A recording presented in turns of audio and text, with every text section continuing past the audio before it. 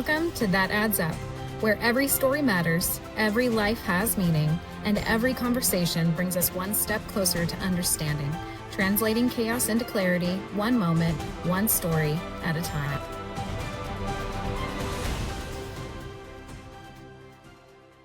Welcome back to That Adds Up. I'm Kristina Richie, your host, and today we have Meg Booth. Hello. Megan is a really good friend of mine. We've been friends for almost probably 10 years already? Oh gosh. Yeah. It's been a long time. It's been a long time. When I Yeah. first moved to Kerrville is when I first met you. Yeah. And Megan is an advocate. We're going to go into a whole lot about everything that she has advocated for over the years and why, but I'm going to start out with, tell me where you grew up and what childhood and all that stuff looked like for you.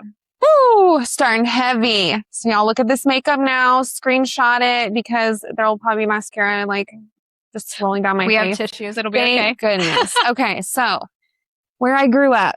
So born and raised in Texas, started out in East Texas. I have 3 siblings, 3 sisters. There's 4 girls. We moved to Kerrville, Texas when I was about 8 years old. And I've been in Kerrville ever since. My mom and dad divorced when I was about 12. And that, obviously brings on a lot of pain and, confusion, especially at that age. It's a very formative time of your life, like preteen years, So that was, probably a big part of my childhood that I can still look back on and feel, a lot of heartbreak. It's something I think a lot of people that come from divorced homes know, that's kind of the pain's always there. Everybody hopes and wishes that, their parents and stay together and their family is whole. And, I think I scathed through that a little less hurt than I probably could have, thankfully. Can't really tell you why. And then my mom met my stepdad, who's not my stepdad anymore. And I think that's where things got probably darker. Darker is a good word for it. So my stepdad was a preacher. So all you preachers kids out there, I think you probably know how that can shape your life for the good and the bad. Said preacher / stepdad was a wolf in sheep's clothing.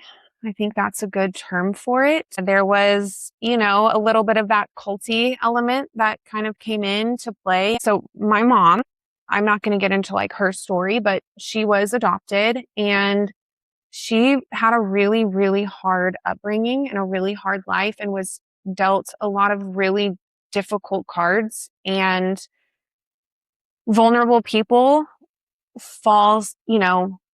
they're more susceptible to things like manipulation, especially when it comes to religion. I think people who have struggled in life are seeking peace and seeking acceptance and all of these different things. And I think for him, it was easy to kind of manipulate her. And we all were tricked, is how I like to say it. I think there was a lot of years where I could not be a normal teenager. How long was it between your parents' divorce and then your mom meeting the stepdad and then you guys cohabitating?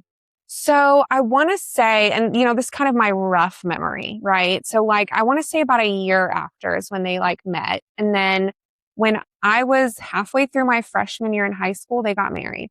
And at that time too, he kind of broke away from a bigger church that he was a part of to start his own. He'd felt like God told him to start his own church, and that's fine, I guess.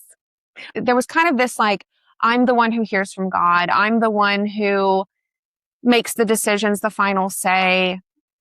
That there was a lot of that to it. So I think, there was some, I call it trickery, tricked my mom into kind of selling her businesses. She's always been very successful. Everything she touches flourishes in business. She's the business guru, right? I think I was also fully invested in whatever this was. And it felt like, oh, we're trusting God here with our finances. Now, wait, hold on. Was religion a part of y'all's lives growing up with your mom and dad? It was, but not at this like extremist kind of way that it then developed into. You know, I was in that like evangelical world where it was like purity culture was, you know, we've all learned, I think now, that it can be very toxic. I couldn't even like paint my nails black. It was demonic. I couldn't have a bad day because were you reading your Bible enough? Were you praying enough? I mean, there was a lot of that. And as a teenager, I was trying so hard to just find out who I was, and I didn't really get a chance to do that. I was always the one that kind of parented everyone around me. I wanted to make sure my siblings were okay. And I just kind of always took that role of mothering everyone. Where in the lineup are you as far as your siblings? So in biological siblings, I'm the second oldest. So I have an older sister and then 2 below me. And then when step siblings were in the picture, there was 7 of us and I was still second. So older than all of them but 1. I grew up like the gifted and talented kid. I was real smart. School to me came so easy, and that led me to ask a lot of questions. I've always been neurodivergent. I just didn't know it at the time. I didn't learn that about myself until I was in my 30s. And I asked a lot of questions, which when you're in a church that's a little more extremist or, you know, it was a cult. I'm just say it, like, stop dancing around it.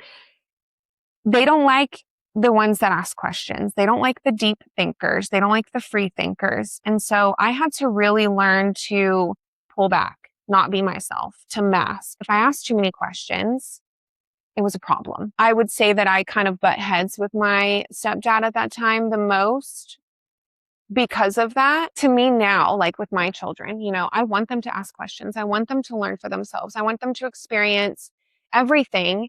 And I want them to be able to come to me and ask questions. I think as millennials, we come from like parents who always said, because I said so.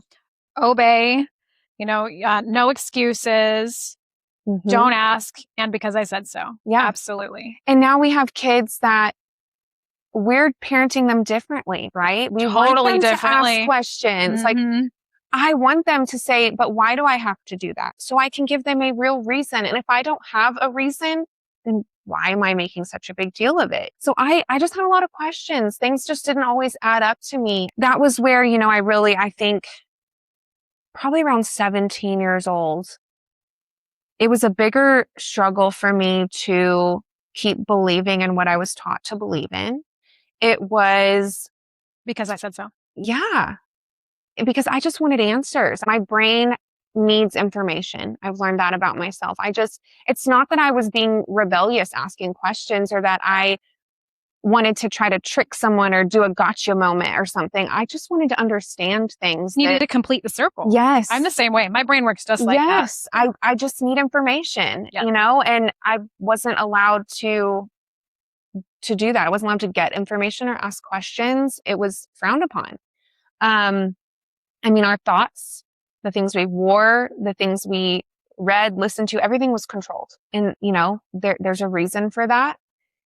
I spent my young adult years still just really confused about religion and about Christianity and about life in general.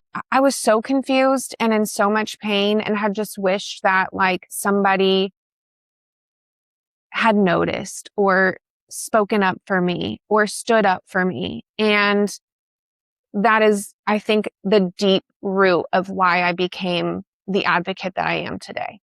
I learned what not to do and what to do just by how I was raised, right? I think we all do. All of us, when we become parents, we take the things that we enjoyed about our childhood and then we take the things that we did not enjoy and we do differently, right? I want my kids to do differently. I want them, they've told me how I've messed up already. And they're safe to do that with me. The fact that they can tell you says a lot about your relationship. Yes. Because if they were not safe to do that, they would not tell you. Yes. And I think one piece of advice I could give to parents is listen to your children and learn how to say sorry. I think there are some parents that think, oh, if I say sorry, I've, admitted that I fucked up. Or Okay. I'm the worst parent on the face of the planet. Right. Yeah. And that's not it. We're human. Yep. I mean, this is something that, I've seen recently in like videos or reels or memes or whatever, where people say like, we're all experiencing life for the first time. Yep. Our moms, our dads, they're all at stages of life that they're doing it for the first time. I don't expect perfection from my parents, and I don't want my kids to expect perfection from me. But if I do something that hurts them, or I do something that they have questions about, I'm going to say, I'm sorry. We're going to talk through it. I think that's extremely important.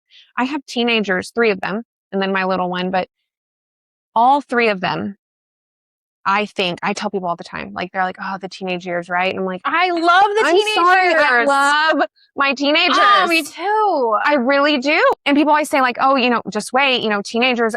What is that? Is that a threat? Like, just wait? know. Like, here, I want you to be so worried about their teenage years that I'm going to tell you, oh, you just wait. I waited. And guess what? My oldest is 21. My second oldest is married, lives with her husband. I'm telling you right now, the teenage years were great. I love the good teenagers. kids. Yeah. They really are. Even the ones that are not. I know. Even the I ones, know. and I don't want to say that are not good kids, because they're also good kids. Right. Okay. I don't think there's such a thing as a bad kid. I think there's a Sure. lot of misunderstood kids out there. Ding, I ding, do. ding. I was one of them. I was one of them. And so I think I've always seen that in other kids. And I think some kids are just so deeply misunderstood that they like take it to the next level, and they're doing things and saying things that are just, amplified because they've got so much pain and they don't know what to do with it. Yes. Right. And so that for me was always a thing when people were trying to warn me about teenagers. Yep. I've always connected so well with teenagers because I feel like I was that misunderstood kid. Yes. I was the invisible child. Yeah. I was the one that, like, for the longest time, I was the good girl because kept me under the radar. Right. Mm-hmm. And then I had a switch just kind of flip in me in 7th grade when I changed schools, and I just like lost my footing and my identity and all the things. And Yep. I just became this like crazy kid, and I was doing everything I shouldn't have been doing. And Sure. the difference between 6th and 7th grade for me behaviorally was like, whoa. Yeah. Whoa. So when people say stuff like that, I'm like, I know. is that a threat? Are you I trying don't to get threaten it. me? I mean, maybe my youngest will be the one that finally does what everyone says. I don't know. But I mean, 3 out of 4, I think you got pretty good odds. I mean, I think I've just allowed myself to give myself some grace and give my kids some grace, because I think for so long I was in this very high control religion where there wasn't room for many mistakes. I always felt, like you said, misunderstood.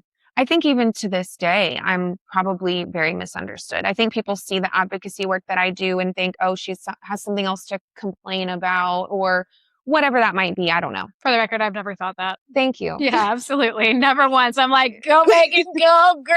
I mean, I don't know. I think all of this really does stem from a lot of just how I was raised. And that is no jab at my mother. Like, I think I made it very clear in the beginning, like, she was in a vulnerable place and she has her own story to tell. I hope maybe one day she'll come on here and tell her story. Come on, girl. Right? I know. We're talking about how people, their lives shape them into who they are and how they're able to be influenced by different people and different groups of people, right? And I just felt like, one, I also was just very, like I said, controlled. And silenced, I think. Silenced. I think silenced Yes. is a huge part of it, because if you weren't allowed to think for yourself, if you had to do everything and comply and you weren't allowed to be you, it would make perfect sense as to how that child who wasn't allowed to have a voice now has a big one. A big one. And I've kind of got this like tough exterior that I tried, I'm working on every day. I'm in therapy. I've been in therapy for 13 years now. Like, I think I'm always trying to just do better. And I'm trying to dig into why I do the things that I do. That's I mean, that's constant. I'm such a weirdo when I just want to know why people are the way they are. Me too. That's why this podcast exists. Literally. Yes. And I think that makes me a huge empath, because there are people that can be so shitty. I'm talking just terrible. And I'm like, there's a reason That's me, girl. they're that way. Yes. And at the same time, I can, if someone pushes a certain button, and I don't always know what that is, like, I can cut you off and never talk to you again, or I can give you 100,000 chances. There's like no in between with me. One day I'll figure that out. Right. And I think start logging it. Like, I'm serious. You got to find the pattern. I know. I'm so obsessed with pattern recognition. You know this about me. And that's like literally what I started doing was like triggers, right? Yeah. Something that bugs me, or a particular kind of person where I can And I know what you mean about just being able to cut them off. There are certain people that it's like, okay, I was like really vulnerable with you and really good to you. And then you did something that was like not okay. And it's usually like trying to destroy a really close relationship of mine, like my children or like somebody I really care about. If you go after one of those relationships with me, guess what? Walls up. You will never get back in here. Yeah. I will be cordial to you. And that's about it. That's all you're ever going to get from me. You will never get back in. I can't ever allow access. And that's like a switch. I just, so totally get that. 100%. Yeah. And I think like, again, being silenced, also just being afraid to share my opinion, be so controlled that I kind of developed this like, don't tell me what to do. Mm-hmm. I mean, you can ask my poor husband. My poor husband, God, he's a saint. Shout out, Micah. I love you so much. He puts up with so much with me. I mean, well, you guys have been together a long time now. Yes. How long? 14 years, married for 11. So, I mean, we've grown together, developed together. I mean, he himself comes from a very, strict religious. Well, he was Jehovah's Witness, right? Yes. Yeah. And that came with its own different types of struggles too. So I think we've, bonded over totally high control religion, upbringings. And he has a way of just softening me because not many people can do that. I think I've got like my core group of people that just know how to speak to me and how to exist around me and how to let me be me and unmask in ways that just your average person wouldn't. And outside of that, like I've kind of always got these like walls up where I'm just like, are you here for bad or good? I can remember in elementary school just feeling like, I didn't mean that. Why does nobody understand what I'm saying or how I'm saying it?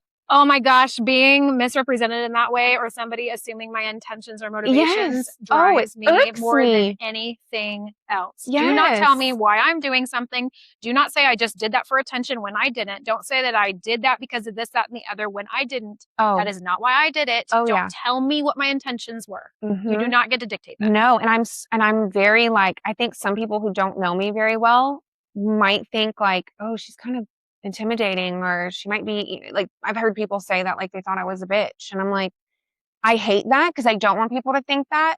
But then on the other end, there's people who experience me completely differently and they think they can walk all over me. And so I've got this kind of like tough exterior up where I'm like, I'm going to either cut you off, never talk to you again, or I want you to like me. And now if you're walking all over me, I'm just going to say goodbye. Like I've kind of got this like push and pull with people. Like I'm scared and I let people in. I'm scared and I just do this. Right. And so it's caused me to just be louder. At times it's caused me to kind of be hyper independent because if someone else is doing it for me, they might not have my best interest. So I need to kind of be in control of what's going on in my life. And that can be good or bad. Right. I think that's just like a part of control of self. Yeah. Right? Like nobody gets to dictate. I don't want anybody doing it for me also because I don't want anybody to claim that it was done for the wrong reasons. Right? Like I think all of that is like controlling your own narrative over self. But I've never seen you as a person who likes to control your entire environment. That's never been you for me. No. You're just like, if it's me and it's my choice and it's my decision, I want to say so. Everybody else can go do what you want to do. We can coexist. I'm good with it. But just don't tell me what to do. Yeah. And I think that comes from years and years and years of being told exactly what to do and how to think and how to feel. And now I'm like, I'm going to feel this way. And everyone around me is going to just be okay with that because I'm in my 30s finally being like, I'm in control of my life. Right. And I teach my kids too. Like, if you don't like something, you're allowed to speak up and say you don't like it. If you're being mistreated, you don't have to continue to be mistreated.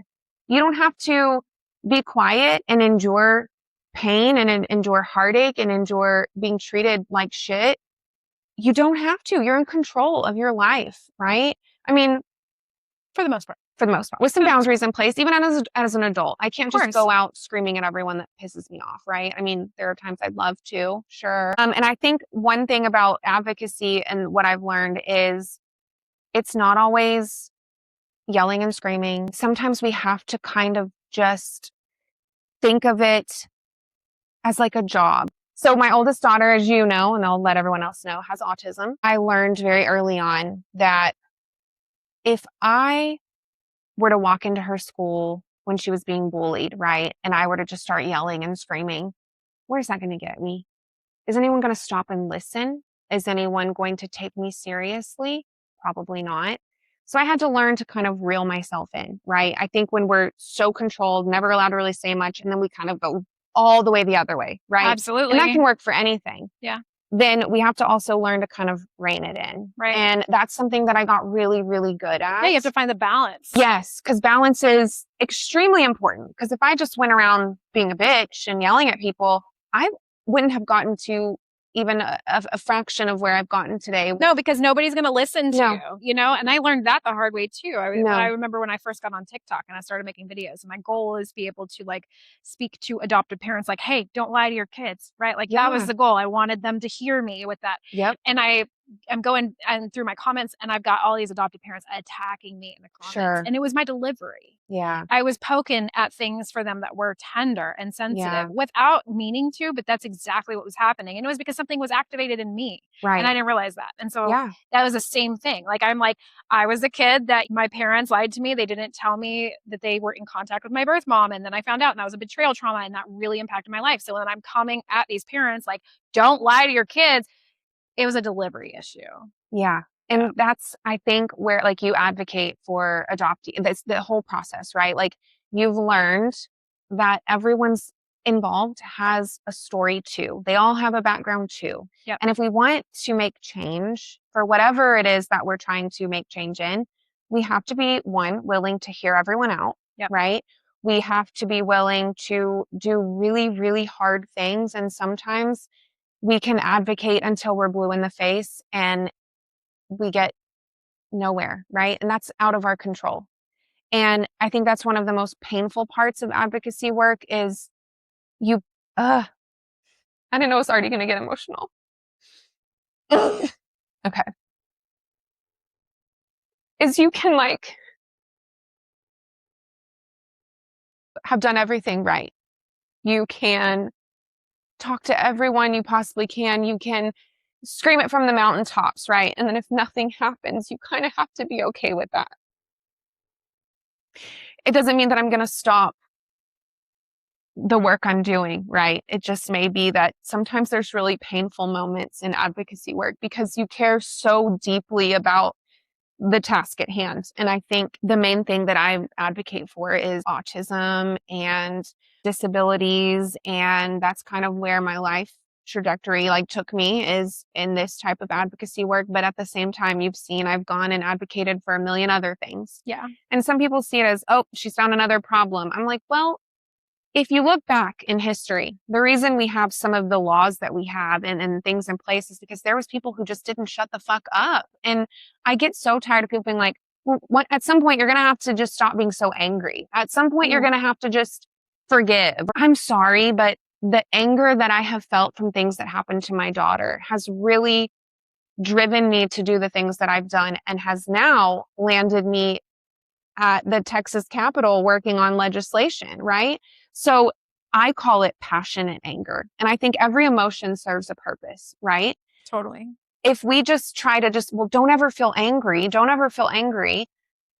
Okay, well, then why am I getting angry? There's a purpose for these emotions. See, and that's the thing for me too. I think that is coming from an older person, because the older generations were taught all emotions pretty much are bad and you're supposed to rein them all in, right? Yeah. And that's not healthy. These emotions, they are a response. It is not something that you just fabricated and decided to feel anger or decided to feel sadness. It's like, I use this all the time when I'm talking about emotions, right?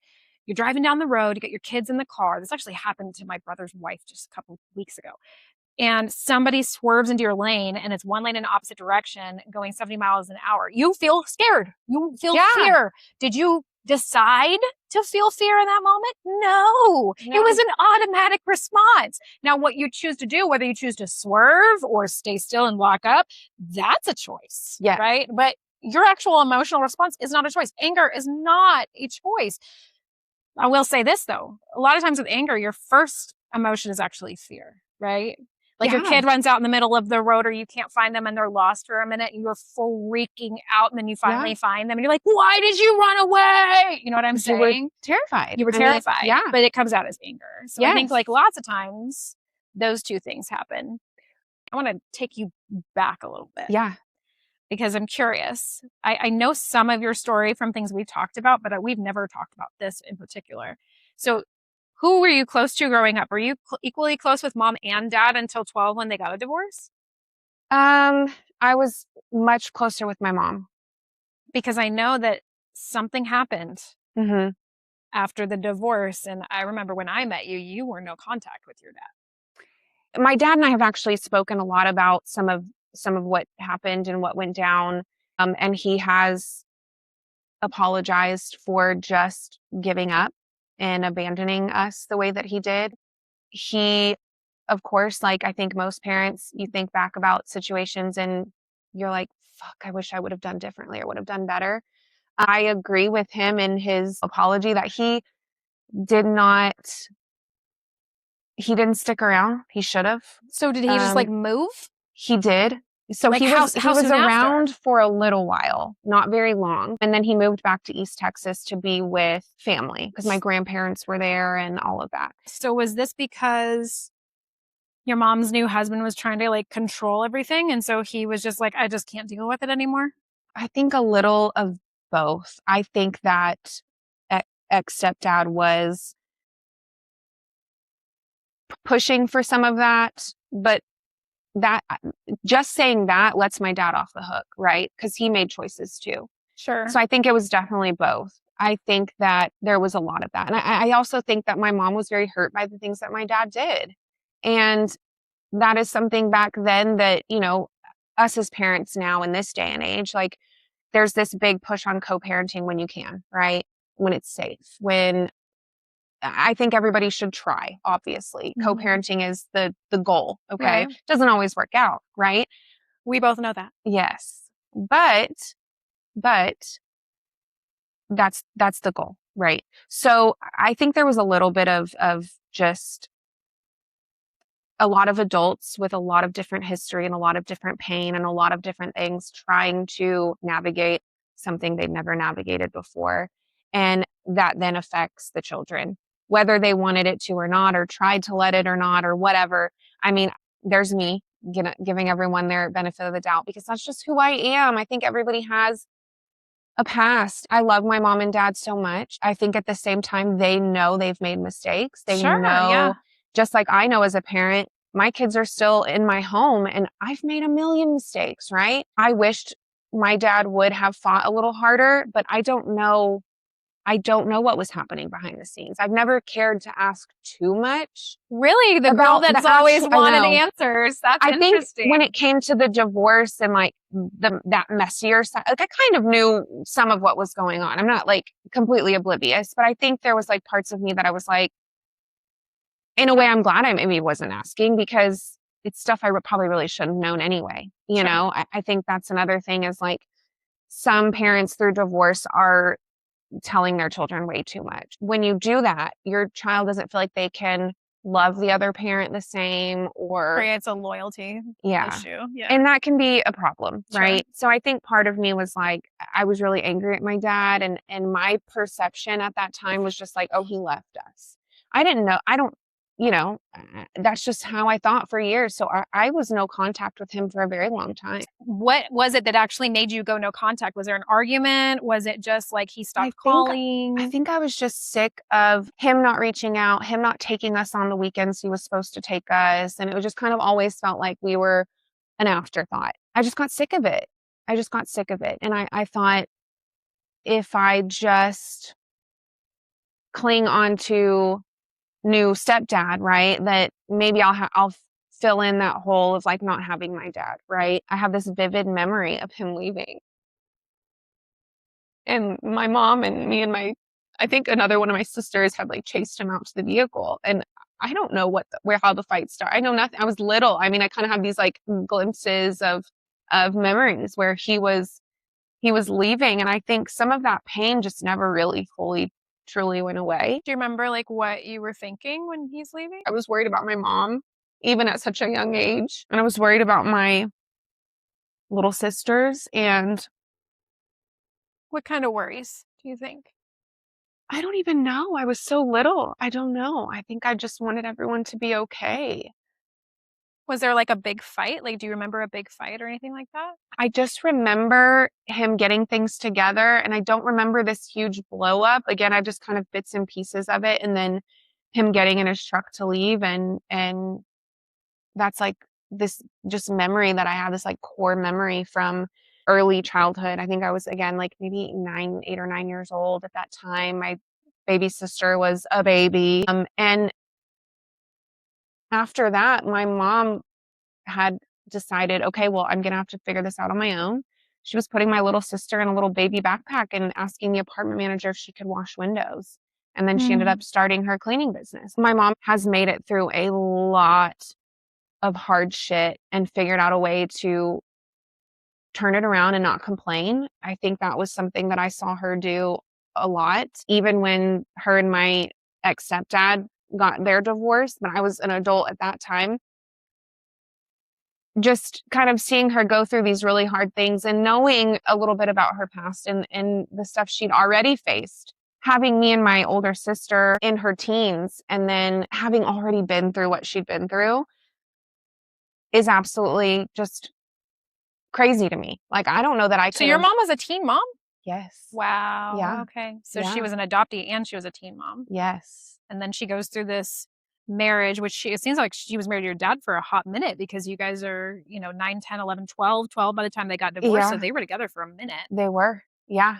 Yeah. And then life completely changes. Now she's washing windows and starts a cleaning company out of it. It's literally like lemons into lemonade. Oh, right? Literally. That's her. I've watched her do that for years. Yeah. Like, she'll take something and just create something out of nothing. Like, she's really good at that. Yeah. Yeah. And I see a lot of you in that with her, because you definitely are like the spearhead. Like, we're not just staying right here. We're going to go for it. I've seen so much of. And I think my mom too has learned that I'm that way, like her too. When things are kind of chaotic, like with this recent flood here and her losing one of her businesses and all of that, like, I just kind of show up and just start, okay, you do this, you do that. Here's how we're going to organize. Like, that's just who I am. And that's how my mom has always been. And I think our trauma response is to just, we don't sit and sulk.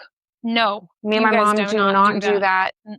We are just go-getters. We're like, let's get up. Now, I may have my crash out a few days later. Or a few hours later. It just depends. It just depends on what's happening. Yeah. And then I've seen her do that. And I think I am a lot like her in that way too. We are very much alike and different all at the same time. Like, I think you know. Oh, I know. Yeah, I know. We're like total opposites and exactly the same in so many ways. Yeah, for sure. And there were times in life that we butted heads because of that, which I'd say me and Brylee kind of do that too. We're so much alike and so different in so many ways that, yeah, that's the only thing. Like, but God, I love the teenage years. I do Going too. back to that. So wait, hold on. So back to teenage years of yours. The divorce happens. Mom gets with pastor. And then now pastor becomes the stepdad, and you have 3 step brothers, right? Was it 3 step? No, 2 step brothers, 1 step sister. Yeah. I knew that. Okay. Yeah. So then you got 3 step siblings. There's 7 kids in the house. I'm sure that had to be interesting on a pastor's salary. The memory of dad. Dad leaving, right? You feeling, I'm guessing, did you feel left behind? Or did you just feel like just abandoned? Like, how would you describe that? Abandoned. Just abandoned. And it wasn't so much just me. I was like, me and my sisters. I was like, look at everybody. Like, why are we not worth it to you? Yeah. Yeah. I know that feeling. Yeah. So, all right. So why are we not worth it to you? I want to know how that particular experience, coupled with the next couple of years, shaped how your relationships, your adult relationships. Because I know we have some similarities in that. So at 18, I still was kind of under this like impression that I couldn't really like leave and go kind of be on my own and start life. There was a lot of things that ex-stepdad kind of said and did and controlled that it didn't feel like I could leave. It felt like every decision I made was the wrong decision. It felt like it wasn't what God wanted for me or whatever, what have you. And I would leave and like pack up all my things in the middle of the night and like go stay with a friend. And they would be, what's going on? Why aren't you coming home? And I'm like, well, I'm an adult, right? And I would meet people that are like, you're 18, you're 19, whatever. Like, why just leave if you want to leave? Like, Right. but I don't think a lot of people in my life have understood the control in that church and in the home from him and how severe it was at times. And Give me an example. I was in high school, public school, and then it was kind of like pushed on me to homeschool, which there were parts of me that was wanting to do that. I think I was always a little bit of a weird kid. And so like homeschool wasn't like a totally off the table idea. But I think looking back, if I would have been able to have made more decisions for myself, I probably would have stayed in public school looking back. But so for instance, school, I homeschooled. Didn't really want to do that my last 2 years. Barely made it through because undiagnosed ADHD, whatever else. And then I decided I was going to go to cosmetology school. That was what I wanted to do. But there was a lot of, well, who are you hanging out with there? Or just seeing the people there and like, don't really like those people. They have tattoos. Stay away. Sure. All of the things, Yeah. right? I didn't feel like there was anything that I chose to do where it was like, you're going to be successful. You've got this. It was You just couldn't do anything right. Couldn't make any decision. You're highly, highly critical. It felt like he just thought that everything I did was not godly enough. And that was everything. I felt like I could not make any fucking decision without it being ultra controlled.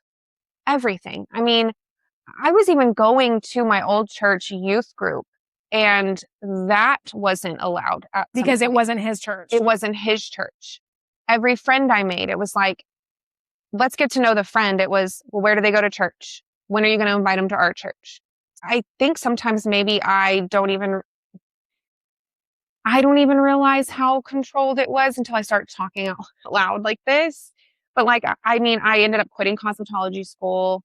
Everything I tried to do, it just wasn't enough, right? It wasn't what God wanted me to do. The goal was for me to just work in the church, keep playing piano for the church, do all the things in the church. And there was like not much room for anything else. And if we wanted to do anything else, it was like, well, why? Who are you around? It was like this interrogation of like what I was doing in my free time, you know? So I didn't get a lot of think for myself moments. And so that's a lot of why I don't like being told what to do now. I'm like, I'm going to make my decisions. So when I met my oldest child's father, I was just waiting tables at a restaurant. I'd moved in with a friend and there was a lot of like prayer going on. I was kind of like the prodigal son kind of story, like come back kind of thing. And I was like, okay, whatever. So I think the hardest thing was I was 20 years old at this point, right? And I'm still in fear of every decision I make, right? So having premarital sex is like the worst fucking thing you can do. Well, I did it. Sure did. Shame. Got pregnant. At 20? At 20.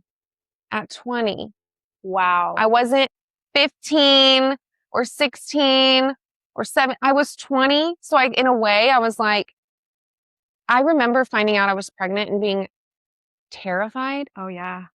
Like, how am I going to tell my parents? It felt like I was 16 years old having to tell my parents. I couldn't feel the excitement that I truly felt. And I don't know that I've ever really like talked about this, but there was a part of me that was so excited to be a mom.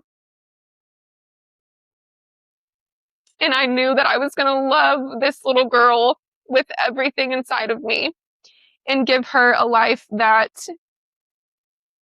she could grow up and feel like she didn't have to recover from it, right? Like I just wanted to be a mom so bad. And I think that like the excitement of that kind of got taken away, you know, in the beginning. When I was pregnant with her, I was writing a lot of letters to her. She still has them in a little baby box with all her little like onesies and all her little first things and sonogram photos. And I gave her this little baby box a couple years ago and I'd written all these letters to her. And in one of the letters, like I wrote that, you know, I promised her that I would always stick up for her, that I would always advocate for her, that I would always be here for her. And that's the promise that I made to her, and I have to this day made sure that I have followed through on those promises. And I remember when I had her and like holding her for the first time and just looking at her face, and like something deep in me just said, like, this little girl is so special and she's going to change the world. Every room she walks in, people are just going to smile. And everyone that knows Brylee now knows that is exactly who she is. She's always been that way. It was something me and my mom both said, like my mom felt it. And at the same time, knowing that her biological father was not going to be in the picture. When did that happen? I had moved out of my friends and moved back home. And While you were pregnant? I didn't know that I was pregnant just yet. Oh my gosh. Whoa, hold on. So you found out that you were pregnant while you were living at home? Yes. Had you already like broken it off with this guy? Yes.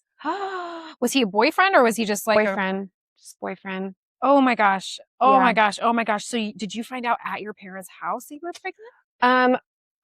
I'm trying to remember if I took the test at home or I went somewhere else, but I was so scared for anyone to find the packaging or anything. Oh yeah. I was terrified. How did you tell your parents and how did that conversation go? I told a couple friends first. I didn't even really want my friends to know. I was so scared. I didn't know who I could trust, especially friends in the church. What were you scared of?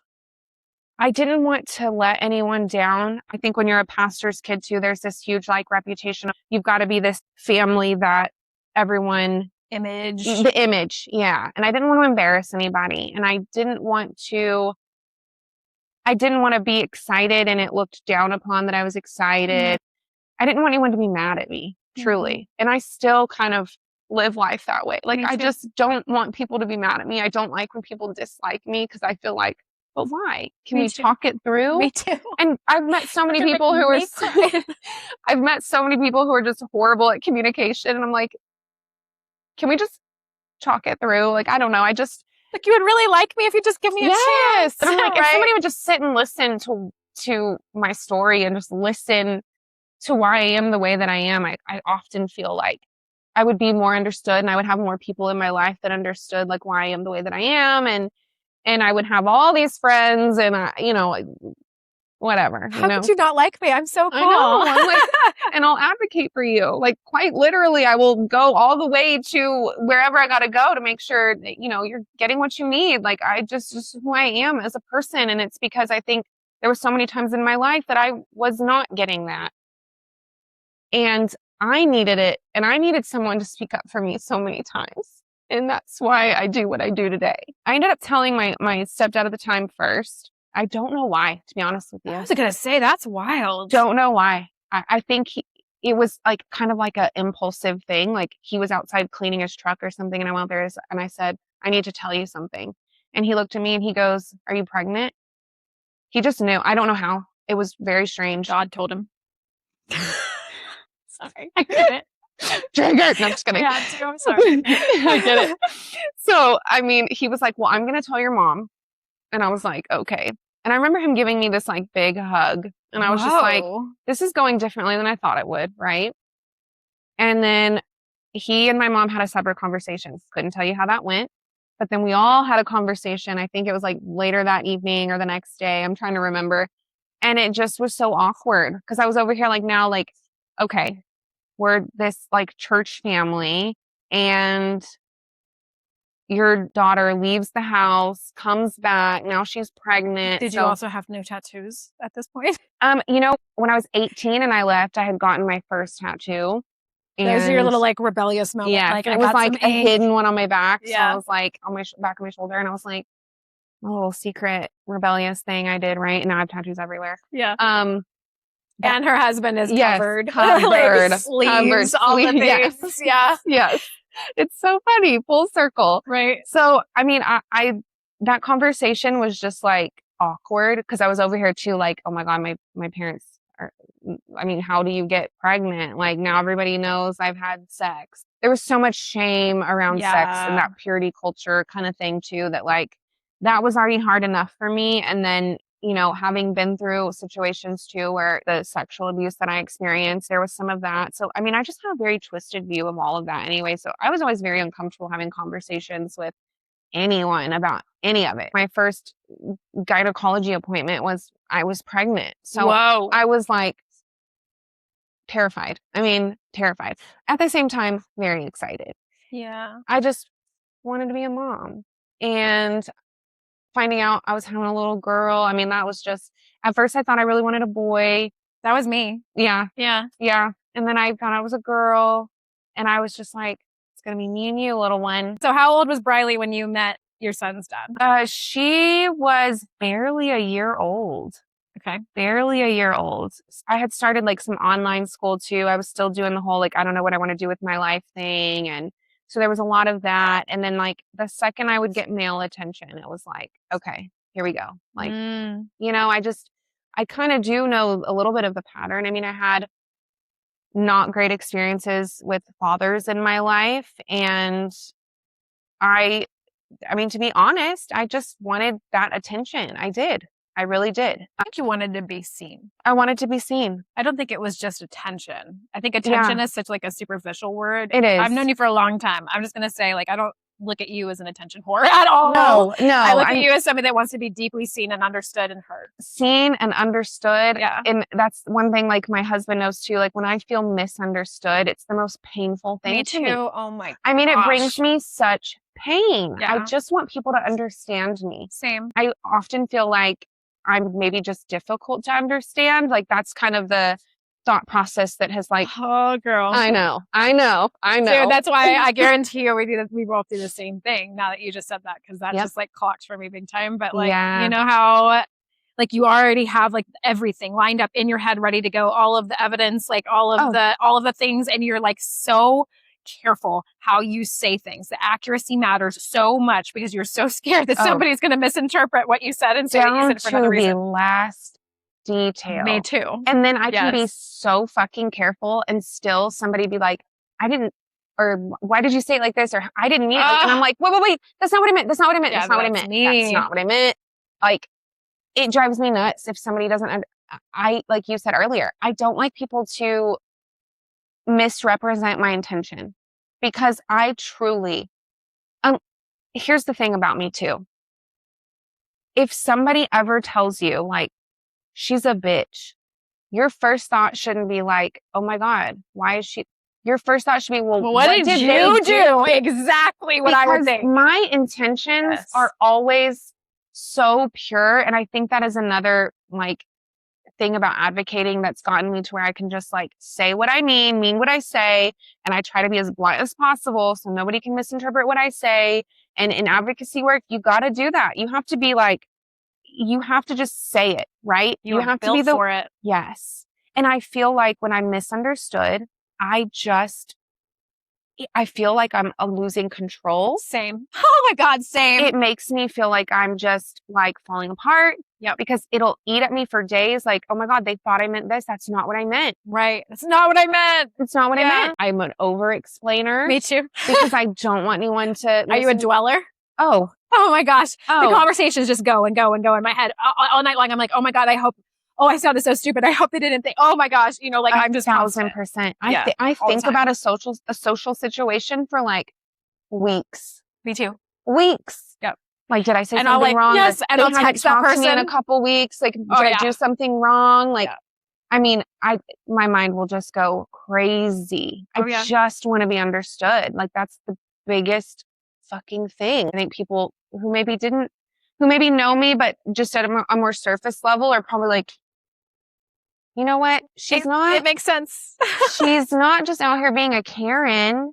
No. I'm advocating for like real shit. Like, real injustices. I hope it comes across that way. And I think for most people it does. Because anytime somebody else needs something, guess who they're calling or texting? Oh, of course. They're calling me, and that's fine. I want them to. I do. If somebody has an issue, I'm like, let me help. Yeah. Especially when it comes to your special needs children and disability rights and those things. I'm like, I live, eat, and breathe disability advocacy. I do. I mean, I want people to understand that I love what I'm doing and that I want people to come to me when they need an advocate, because that's who I am, and not be scared of me. I promise I'm not scary. Like, no, I'm you're just not. passionate, very passionate. So what's funny is like you come across as incredibly quiet. And then you see like your stuff online and you're like, hold on a second, this is not the same person. I know when people get to know me and they're like someone I feel safe with and I can like open up and unmask and kind of just be me, like shout out to my friends who know. When other people are like, oh, she's so quiet, they're like, what the fuck? Yeah, no. When? Where? Yeah. Like I'm actually like really fucking weird and loud and annoying and goofy. And like I've gotten really good with just how I was raised to read rooms. Oh, So yeah. I'm going to be quiet, right? That's just, but I'm not shy, not even a little bit. I'm really not. I'm not shy at all.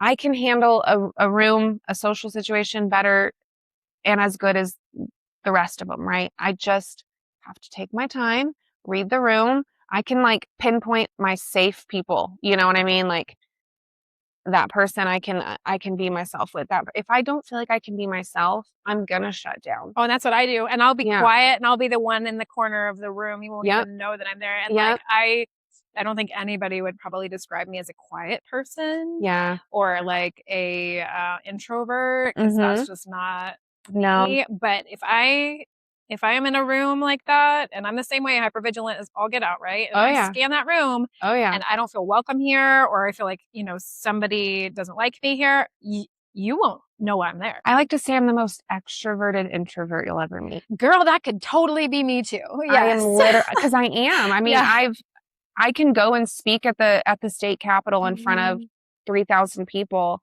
and then have to like talk in front of 5 people and want to like throw up. That's me. Yeah. It just depends on who I'm around and what I'm doing and how passionate I am about it. Yep. I mean, outside of that, like I can be like, oh my God, I don't even want to be in a Walmart right now. But you put me in front of like thousands of people with a microphone and something I'm passionate about, I'm still going to cry and I'm still going to be shaking. But one of the things I'd heard one time, a quote that said, speak your mind, even if your voice shakes. And I've kind of like held on to that. I think I even say it before a lot of my speeches because I want people to know like my voice is going to shake. I'm going to cry. I'm going to get emotional. I'm going to be nervous as fuck.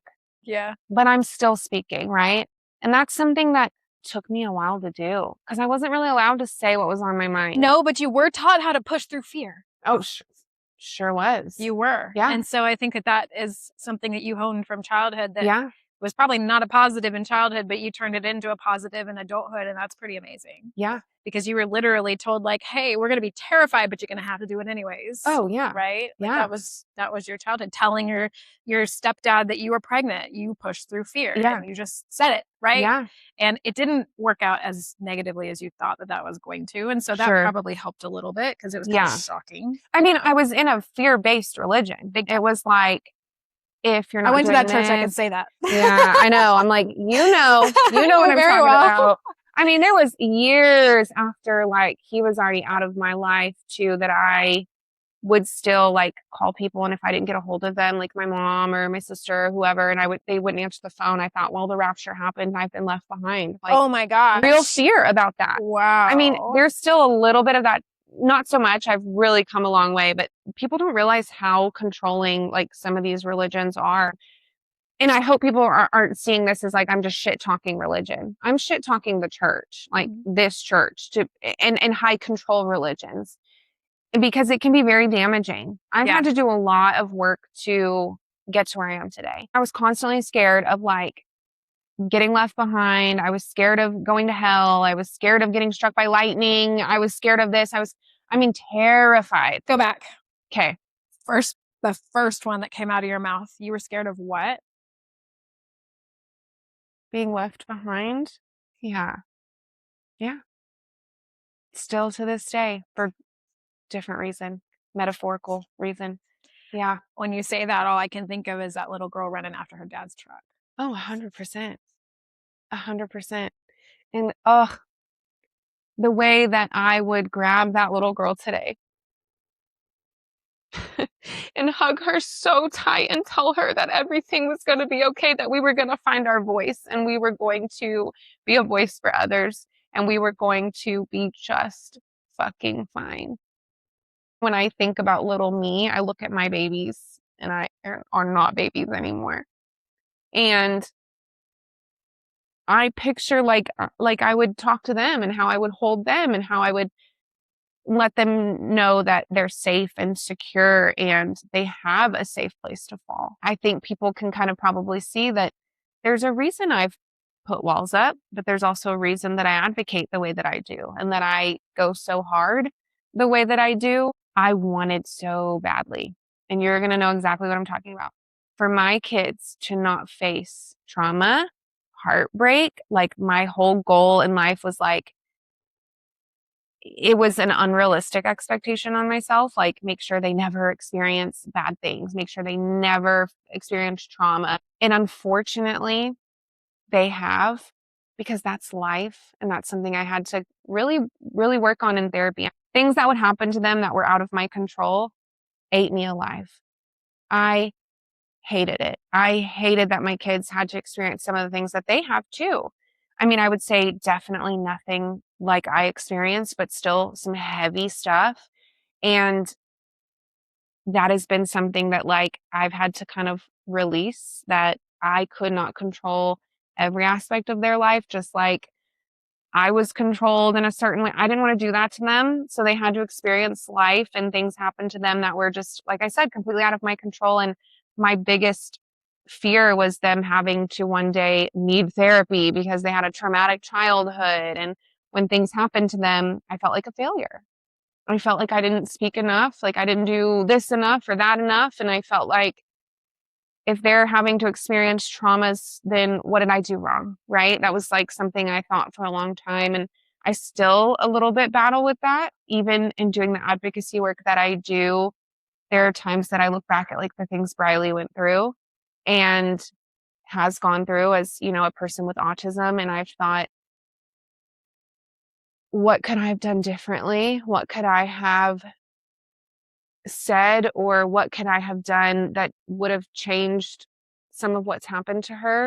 And knowing damn well there's nothing I could have really done differently. Tell the audience, tell everybody that's listening about Brylee's situation with the bullying. Because I know that bullying was like a really, really big deal with her and how you kind of like got into this. You were fighting the school board and like everything, right? Yeah. So give me like a short version of that, because I think with what I'm hearing is like, I find it kind of ironic that the little girl who grew up without an advocate, feeling incredibly misunderstood, had a child that in society is incredibly misunderstood. Yeah. And I think that that could be fueling so much of the heart behind it for you. Oh, 100%.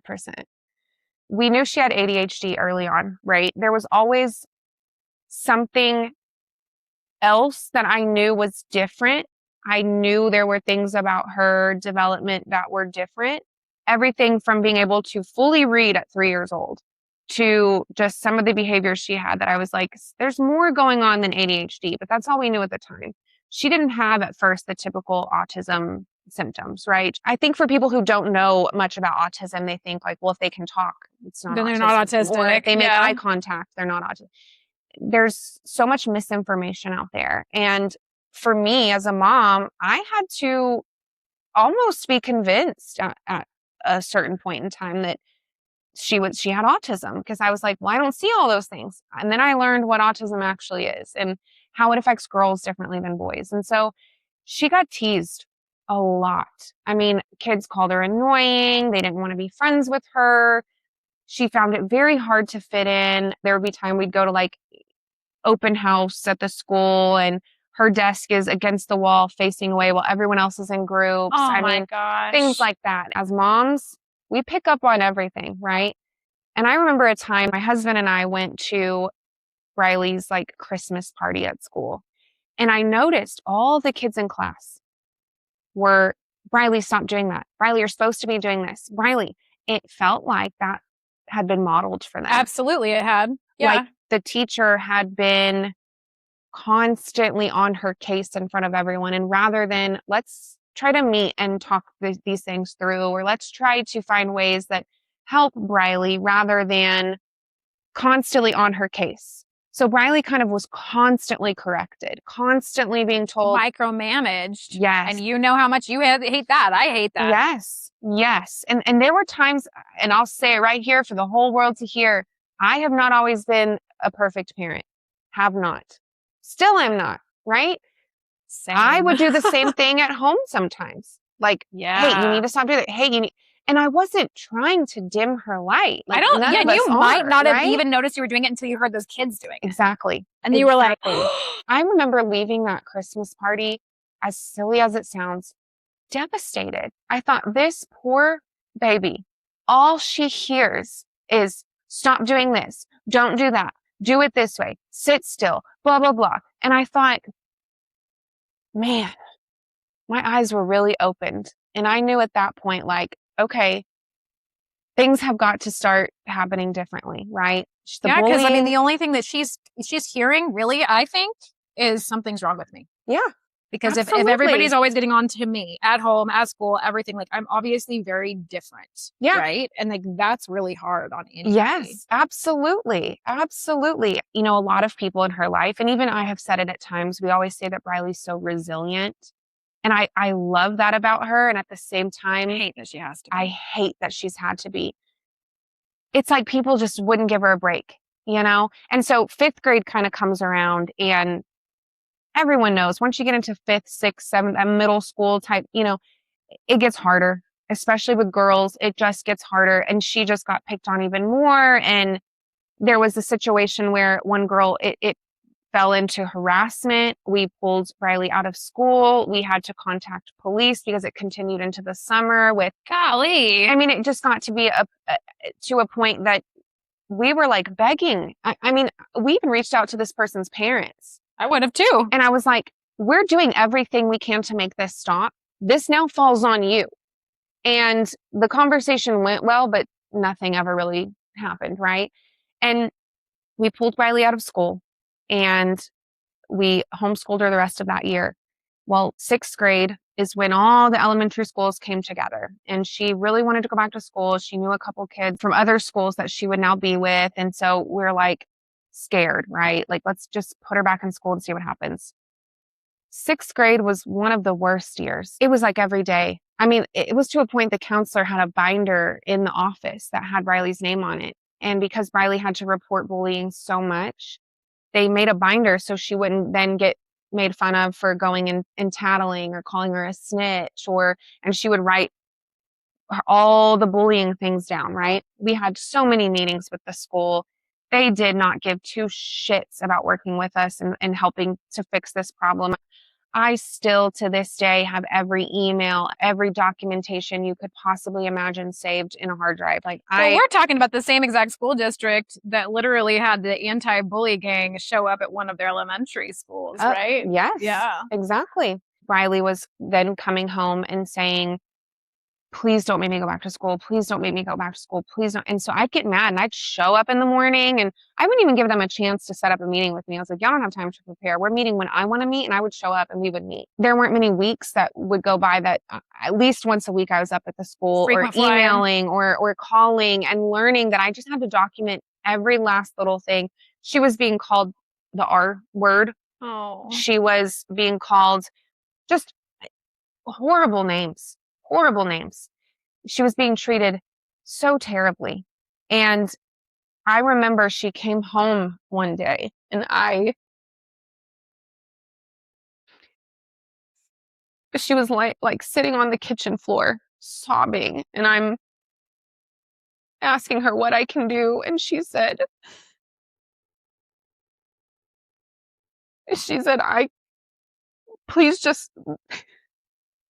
please don't take me back. I don't want to live anymore. Oh my gosh.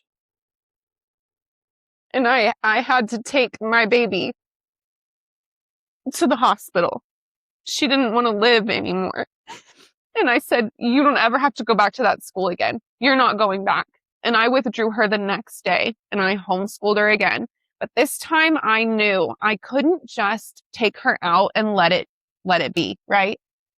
So I posted just a little snippet of what had happened, right? And I remember that post. It went viral. The superintendent at the time, they have a different superintendent now, but the superintendent at the time had reached out to me and was just deeply saddened to hear this story. And, you know, things don't get back to a superintendent unless you kind of get it there, right? And I had people from the school board reaching out to me, incredible people that didn't want any of this happening either. And the superintendent at the time had asked, like, how can we work together? I don't want this to happen to anyone else in our schools. And he was genuine. I'm telling you, genuine. We talked. He had everybody in the district get some anti-bully like training and additional things kind of started and in place. And I thought, okay, they're working with us, right? Brylee can go back to school in 7th grade and we'll see. I was terrified, obviously. She'd already been through so much. As all of this is happening too, we're trying to figure out, like I said earlier, there was something I knew was different. And I was talking with her doctor, and he was the first one to kind of sit me down and say, I think she needs to be evaluated for autism. Whoa, she didn't even get an evaluation until she was in middle school? Yeah. Oh, wow. Yeah. Because she presents like a high functioning girl, which they present very differently. She had these social deficits, like they're kind of on this trajectory of like, we're all improving together. And then Brylee just kind of plateaued. And that's like kind of common in girls with autism, especially. And so her doctor having a daughter with autism, it was like, he kind of see the writing on the wall. And I was like, no, there's no way. Like, it took me time to kind of learn about it and come back to the table and say, okay, let's get her an autism evaluation. It took me a while. I mean, I was grieving a little bit. I knew how hard and how cruel the world had already been to her, and I didn't want things to get worse. Yeah.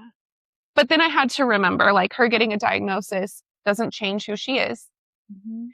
One day she was there and no autism diagnosis. The next day we left with an autism diagnosis, but she did not change. She was still the same. She's still Brylee. Still Brylee. I had to grieve a little because I learned so much all in a very short period of time. I had to sit with that diagnosis for a little bit and soak it in and learn very quickly that this is not a death sentence.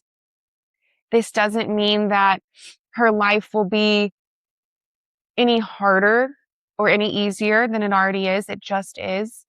And that this didn't change who that bright, beautiful little girl was. Not even a little bit. It's actually, in fact, exactly why she is the way that she is and why she's so loved. If all these bullies could see her now, I mean, they put her through hell. And I spent so much time at the school, so much time on the phone, so much time emailing. It took time away from your life for a long time. Oh, it sure did. On top of, now we're in 7th grade, right? And she's got her autism diagnosis. I request an evaluation with the school. So they have their own educational evaluation they do in order to put kids on an individualized education plan, right? Let me guess. They say she doesn't have it. Well, so I made that request on November 13th. And for all you IEP people out there, you'll 90 know days. they've got so much time to respond and then so much time to evaluate. Right. They didn't even start the evaluation until end of February. Whoa. We ended up having to hire a special education advocate. And I didn't even know at the time, like I was just learning that these existed, right? Yeah. And I was like, this is what she's been through since elementary school. This is where things went wrong here. She had a 504 plan in place that actually we signed off on at the end of her 6th grade going into 7th grade year. No, 7th going into 8th grade year. And they didn't implement it. So we had all these things just, they're not doing right. They're not doing what they're supposed to do. And so I'm like learning that when you have a child with special needs and they need to be in special education services or anything, you better quickly learn how to fucking advocate or you are going to be left in the dust. It, like you said, consumed me. I began studying and learning and diving so deep. I know more about special education law than I ever fucking needed to. And I became so well versed in it and never thought that was going to be my life. Like I thought, yeah, I'd have to speak up and it became a fight for her life. I think at the end of that year, I had just seen so many things happen that went directly against the law, right? She started her ABA therapy. They told us that she could not do ABA therapy and graduate. They were marking them as unexcused absences, even though Texas Education Code says that ABA must be an excused absence. I have every little bit of proof. If I got on the phone with somebody, right, say they called me to talk about some kind of bullying situation, you know what Megan Booth was doing immediately? Emailing afterwards saying, thank you for our phone call today. Here's a brief synopsis of everything we discussed. Please respond so I know you received this email, because I wanted there to be a paper trail.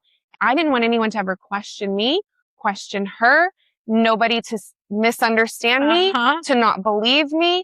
I was so careful, and I was at times obsessive. It almost ruined me. I was like, my baby she's being bullied so badly. She was assaulted at school twice. It was on camera. Like, there are so many stories I could get into, but just everyone should know. My baby was bullied relentlessly. And there were a lot of administrators and teachers and adults around her that could have stepped in and did not. And that is half the fucking problem. So I'd had all these years of just saved information and how bad it had gone. And speaking with my special education advocate, who also worked for a special education attorney.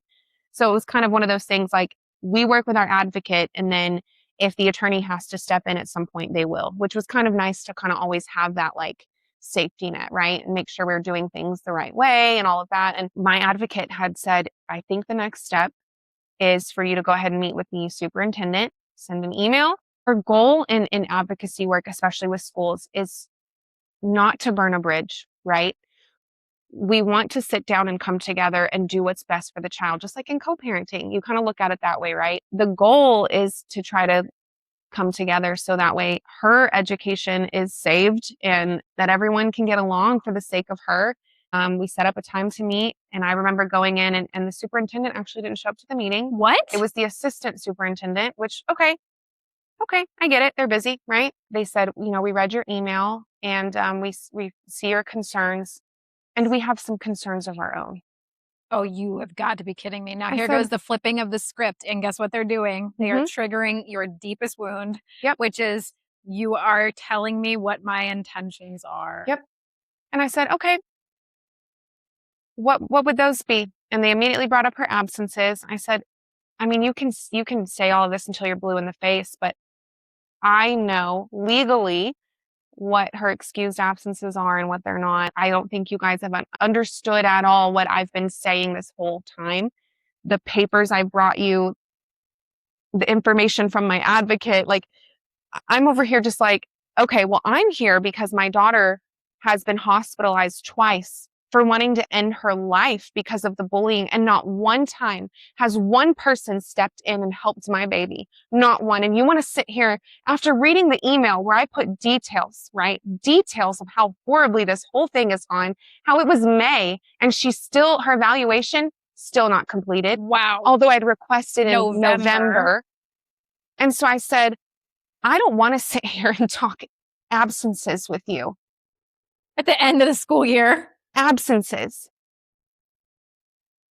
Also, at one point, Brylee had brought home a perfect attendance award, and then I received a truancy letter in the mail. So make sense. Still have all of that too, by the way. Good for you. I looked her in the eyes and I said, you're acting like I don't care about my daughter's education.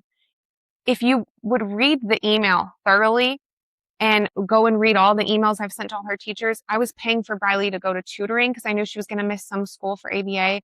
I was communicating with her teachers. I was trying and nobody would work with me. I have so many emails that went unanswered or got responses that were very vague. I mean, I had really, really gotten so good at documentation that there wasn't much anyone could try to convince me of at that point. I said, I've got so much proof that things have been so mishandled. And she said, does Brylee ever talk about what she wants to do when she's done with high school? And I said, of course she does. She may have autism, but she's still a teenage girl. Of course she does. And she said, well, and if she continues ABA, how is she going to get, credits in high school? And I said, well, that's going to be for all of us to figure out when the evaluation finally is done. Because without an evaluation completed, Brylee's not getting services. You're worried about me taking her out for ABA, where she's learning life skills, social skills, things that have turned her life around. She's still in ABA, and oh my gosh, this girl has learned an abundance of things, right? Like, I'm talking, she's a different kid. I swear on ABA, ethical ABA. Well, that's just for all of you out there who disagree with some ABA. There is still some bad ABA out there. Ethical ABA. So she said, if she continues ABA, she'll never graduate high school. What? That is one thing I still remember to this day. And maybe she'll be listening to this. Maybe the assistant superintendent's listening to this. I want you to know Brylee is in about 2 weeks starting her senior year. Go Brylee. And graduating a year early. And I've said to this day that I'm going to send the assistant superintendent an invitation to her graduation because I want her to see. Can she sit next to me? Yes. Yes.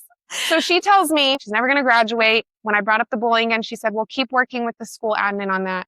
Even though the process is, if you're not getting where you need to be, you go up the ladder. Are you serious? Yeah. And she said, well, you keep working with the admin on that? Keep working with the admin over there on that. And then as far as the evaluation, she said, well, we are well within our timeline to evaluate because of all her absences. Okay. And I said, okay, we'll see about that. That meeting lasted, I think, almost 2 hours, to be honest with you.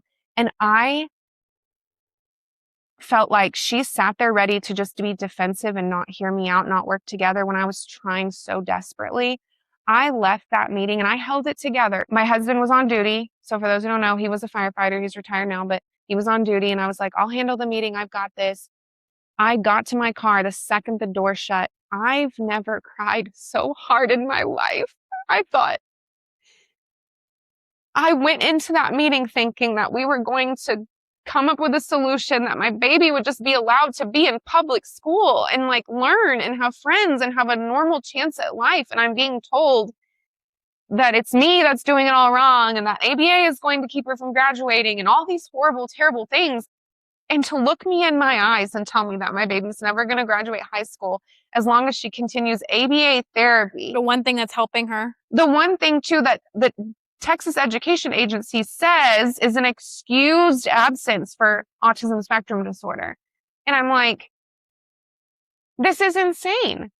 So that day, I cry, I call my husband, I drive to the fire station. He just grabs me and I'm sobbing. I'm like, I'm exhausted. I'd been fighting since she was in 3rd grade just for her to have some normalcy, to exist in school. And I mean, I'll just say this too. If your kids are out there bullying kids with disabilities, fuck you. You're doing a terrible fucking job as a parent. You're doing a terrible job. Yep. A terrible job. And I will stand 10 toes down on that for the rest of my life. So I leave that meeting. I call my advocate and I give him the update on how the meeting went. And I'm crying. And he says, okay, it's time to take this the next step. We're going to make a report to the Texas Education Agency. And we're going to make a report to the Office of Civil Rights under the Department of Education. TEA will cover the timeline for her evaluation, not evaluating in a timely manner. And the OCR one will cover disability harassment. When my attorney got involved, he asked me to send him anything I could and maybe write up a little narrative. I already had it ready. I've been saving, right? I sent it to him. When we had our virtual meeting, my advocate introduced me to the attorney on the virtual meeting because you can't find a special education attorney just anywhere. We had to go to, we had to find one in Austin. Those are very specialized. And he said, so we got your documentation, Aaron Brockovich. Oh, yes. That's a huge compliment. And I was like, thanks. And he was very detailed. This is insane how wrong the school is. This is crazy. That had to feel so good. It was very validating to have an attorney tell me, you're not crazy. You have proof to back it up. So one thing my advocate had told me, when you make your reports TA, they act quick. They did. Before the summer was up, so it was May 10th, I had that meeting. I made the complaint on May 10th that night because I wasn't fucking around. I made that complaint. Before the summer was over, they came back with their findings after investigating and said that the school was out of compliance. And I was like, that superintendent sat there and told me. She gaslit you. Oh, 100%. Yeah. She told me that they were well within the time. They weren't. They were out of compliance. So then they did say the OCR takes longer. It's a federal, agency. So of course it takes longer. I started working with an attorney through the Office of Civil Rights. They're not representing you. They're just an attorney who takes in the information. They do a screening process and then they move your case on to like investigation if it makes it through the screening process. So the last meeting he and I had, he had told me that he was recommending my case be moved to investigation, which is a really good sign. Well, then some things happened and the Dallas Office of Civil Rights was closed. That was because of the government shutdown stuff? It was because Trump did something. I remember Trump started making cuts to the Department of Education. So our case was then moved to Kansas City. And I have been told the case is still there. They just have such an insane caseload that. How sad is that they have such a huge caseload? And they had already, and then all the Dallas cases. So the lady had emailed me back from the Department of Education and said, we have your case, and I still from time to time ask for updates. This is something I'm still doing, and Brylee's graduating. Wow. That's how long this has taken. It's about justice, right? Yeah. Justice for your baby. I have such a strong sense of justice. Like I'm talking, if something's not right or against the rules, I am like a bulldog. I can't stand injustices. I just can't do it. Why? I mean, everything that's happened to me, everything, not feeling heard, not feeling seen, feeling like things that happened to me that weren't noticed or weren't. So I just kind of made this promise to myself and to my kids that I was going to be loud about everything. I don't really know where that truly comes from other than my whole life, just everything that's happened to me. I think I just knew that if there's rules in place, there's laws in place, there's procedure in place, and we're not following it, and someone's hurt because of that, somebody's accountable. And still to this day, the school not being held accountable eats at me. And I've decided to take this anger and instead of only advocating for this situation that's just at this point a time thing, we're just waiting, right? We're just sitting around waiting for OCR. Yeah, she'll be like a mom of 3 by the time it comes to she'll be 40 years old and I will be old and I will be sitting there going through this process because I'm going to see it through. And it's not because I'm like miserable and thinking about it all the time. I actually am at a healthy place with it now. I'll go weeks without thinking about it. I mean, it's always there. And what Brylee has been through has always been there. I mean, she was just so mistreated. Of course, I'm never going to forget it, but I don't let it consume or control me. But one thing I decided to start doing too in advocacy is helping other families who have kids in special education or have IEPs or 504s and empowering them, teaching them, giving them advice. I think a lot of the times the schools kind of maybe just hope that we don't understand all of special education law.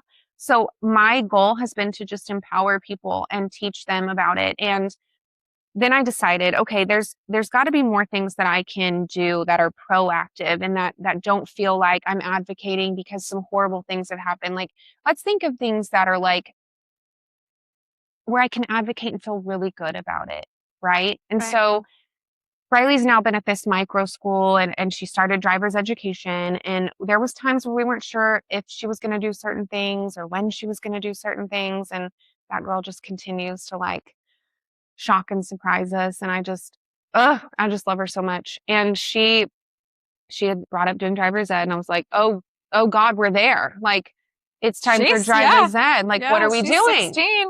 Like, I mean, and she's at the time 15 and I'm like, oh yeah, that's right. Like 15-year-olds do driver's education. Like, okay. And then, as I think anybody has, you see videos online about people with autism or certain communication challenges get pulled over and the interactions with police. Well, it's scary for anybody that doesn't have that. You know what I'm saying? So like you see blue lights, I'm automatically like anxious. Yes. I mean, it's already a very overwhelming thing, right? And so I thought my biggest fear was that she was going to lock up or rock back and forth or look really nervous or get, overwhelmed. And one thing about autism that I think people need to understand is Brylee can process everything. She just does it step by step. She needs things broken down for her. And so I thought if officers could just understand that, and so how can we let them know, right? So I start doing some digging, and I find Massachusetts State Police has this program called the Blue Envelope Program. And I'm like, what is this? I start digging deeper.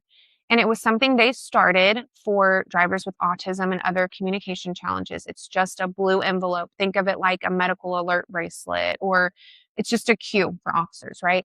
And I started doing some digging, found other states and municipalities had adopted this program. It's not like you call the Blue Envelope Program, like it's just kind of, you create it, right? Everyone just kind of started making their own version of Blue Envelope. And so I thought, how can I bring that at least here to Kerrville? The first thing I do is I email Massachusetts State Police, talk to them, and I say, this is what I want to do here in my little town in Texas. How did you guys get it started? Can you give me any pointers, tips, information, anything? They were amazing. Emailed me back, gave me a lot of good info, and I'm researching, I'm looking up statistics. I knew if I'm going to present this to my city, right? And I don't even know at this point who to present it to. I'm like, there's going to be no question left unanswered by the time they read this proposal I'm creating. And being the graphic designer that I am, it looks nice, there's like all these things. And so I'd included statistics. I'd included training modules for the police. And really all it is just some additional training for police officers to recognize, to slow down, give one step at a time, to just do things differently so those interactions will go smoother.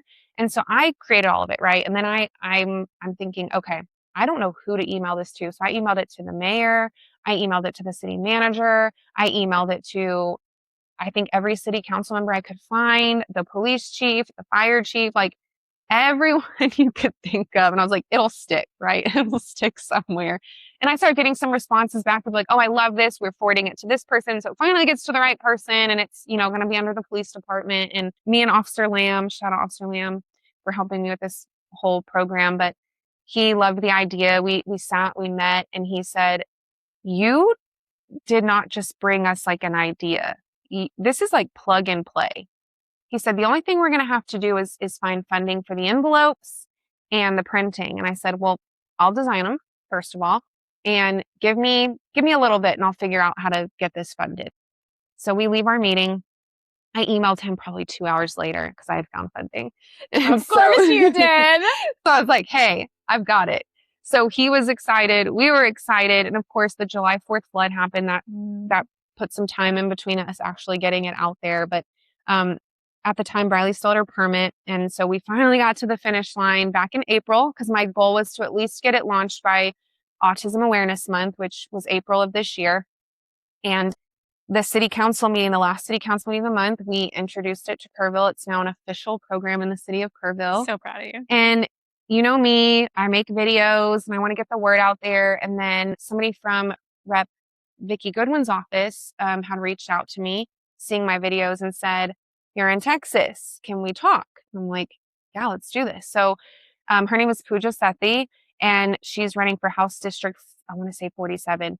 And we talk, and she's like, I love this. What do you think about bringing it statewide? And I said, that was something I told my husband I wanted to do. I said, I don't know how to, Texas is huge. I don't know how to do this.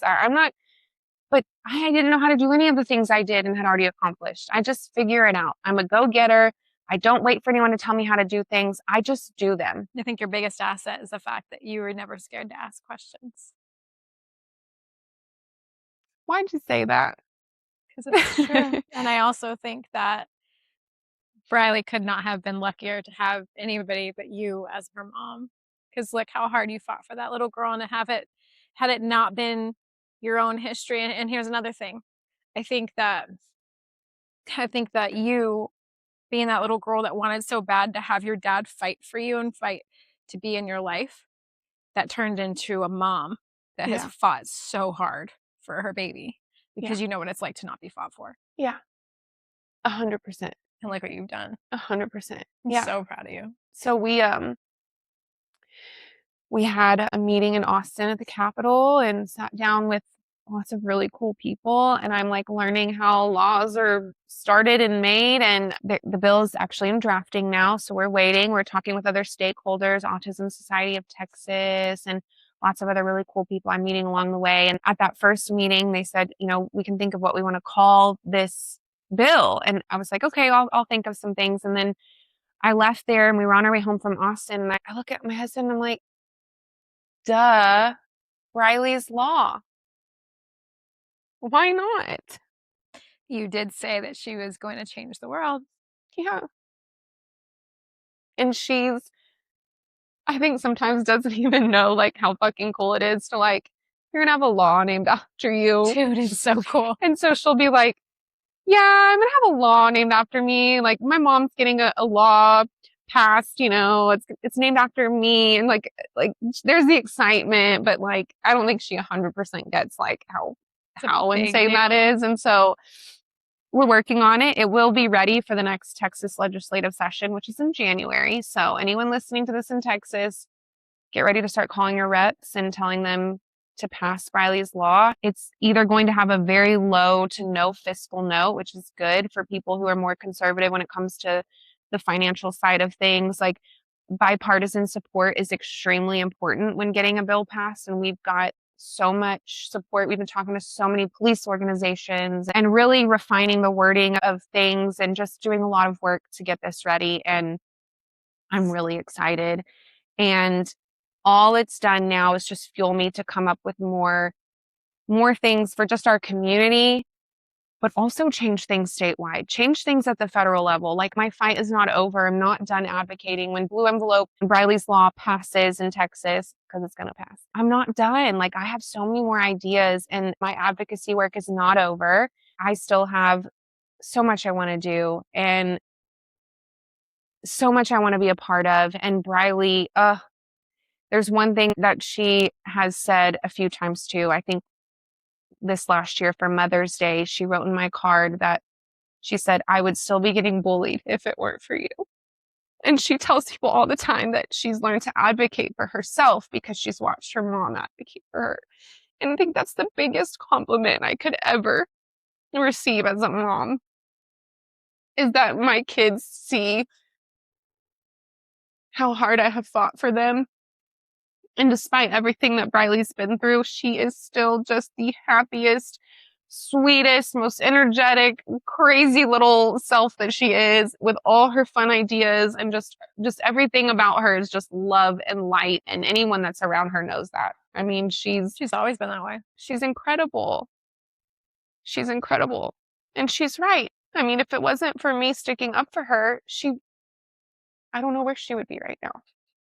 And I'm just happy that maybe some things happened to me in my life, transformed me into who I am today. They absolutely and did. Prepared me for this life that I'm living now. And I'm just going to continue to do the work that I do and expand on that. And I've made so many connections with so many people, and I just can't wait to keep going. And, maybe I'll be sitting in this chair a year from now and working on something else. I don't know. Well, she's incredible, but you are incredible too. Where can people find you if they want to learn more about how to get the Blue Envelope program in their state? On TikTok, I make a lot of videos, and I actually have a proposal template that kind of already has fillable spots for you if you want to introduce it to your city, your state, whatever. I've already been helping so many people do that. But on TikTok at Meg_is_magic, and on Instagram, MegB_is_magic. And that's probably the two places I put the most information out about what I'm doing and my advocacy work and Blue Envelope. So, well, thanks for hanging out today. Yes, thanks for having me. So proud of you. Thank you. Proud to know you. Thanks. All right. Thanks for listening, guys. We will catch you next time.